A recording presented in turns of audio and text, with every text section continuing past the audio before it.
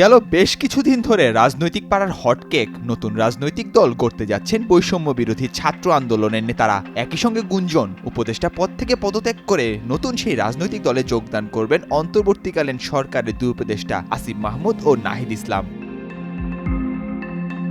কিন্তু বিষয়গুলো এতদিন ছিল কেবল গুঞ্জনের কাতারেই, সুনির্দিষ্ট কোনো তথ্য মেলেনি কোনো পক্ষ থেকেই। অবশেষে লম্বা সময় পর ভাঙল ডেডলক। সরাসরি না হলেও ইঙ্গিত মিলেছে যে আসতে যাচ্ছে নতুন একটি রাজনৈতিক দল, আর সেটি হবে ছাত্র তরুণদের সমন্বয় গড়া।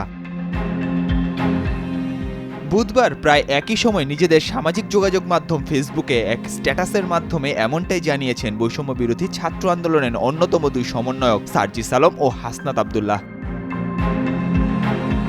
ফেসবুকে দেয় স্ট্যাটাসে তারা লিখেন, ছাত্র তরুণদের নেতৃত্বে নতুন রাজনৈতিক দল আসছে, আপনি কেমন দল চান তা আমরা জানতে চাই, আর সে আদলেই দলটি করতে চাই। কমেন্টে দেওয়া ফর্মে আপনার মতামত জানান। ফর্মটি পূরণ করতে 5 মিনিট সময় লাগবে।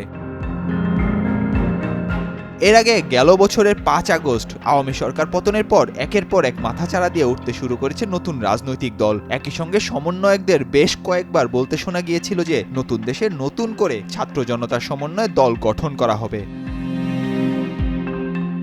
গুঞ্জন রয়েছে চলতি মাসেই আত্মপ্রকাশ ঘটতে পারে দলটির। বিভিন্ন মহল থেকে শোনা যাচ্ছে এ মাসের মাঝামাঝি আসবে নতুন সেই দল।